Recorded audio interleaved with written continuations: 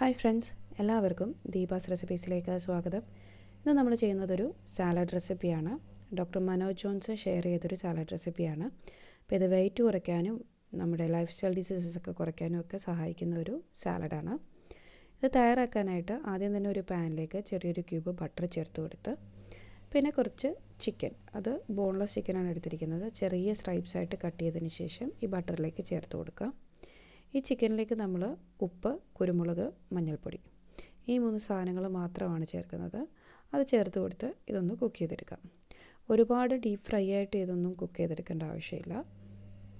Chicken ഒന്ന് വെന്ത് കിട്ടണം, അത്രയേ ഉള്ളൂ. അത് ഇത് വെച്ച് ഇളക്കി കൊടുത്ത് നമ്മളൊന്ന് ഒരു 5-6 മിനിറ്റ് കഴിയുമ്പോഴത്തേക്ക് തന്നെ ചിക്കൻ നല്ല രീതിയിൽ കുക്കായി കിട്ടും. അപ്പോൾ ഏകദേശം ഇവിടെ റെഡി ആയിട്ടുണ്ട്. ഈ ഒരു പരുവത്തിലാണ് ഞാനിപ്പോൾ ഇത് പാനിൽ നിന്ന് എടുക്കുന്നത്. ഇനി അടുത്തതായിട്ട് നമുക്ക് വേണ്ടുന്നത് ഇതിലേക്കുള്ള പച്ചക്കറികളാണ്.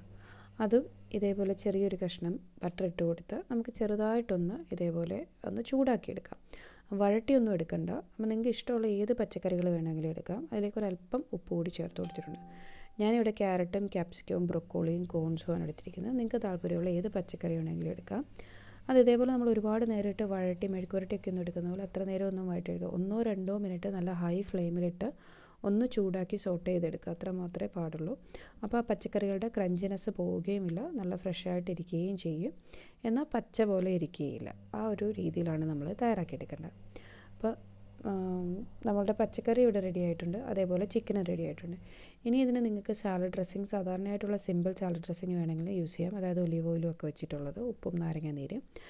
ഡോക്ടർ പറഞ്ഞനുസരിച്ചുള്ളൊരു ഡ്രസ്സിങ് ആണെന്നുണ്ടെങ്കിൽ ഞാനിവിടെ 1 പിടി ബദാം എടുത്തിട്ടുണ്ട്. അതിലേക്ക് 2 വെളുത്തുള്ളിയും 1/2 ടീസ്പൂൺ ഒലിവ് ഓയിലും ഒരല്പം ഉപ്പും കുറച്ച് വെള്ളം കൂടെ ചേർത്തിട്ട് നല്ല ഫൈൻ പേസ്റ്റായിട്ട് അരച്ചെടുത്തിട്ടുണ്ട്. അപ്പോൾ ഇതാണ് ഡോക്ടർ പറഞ്ഞൊരു ഡ്രസ്സിങ്.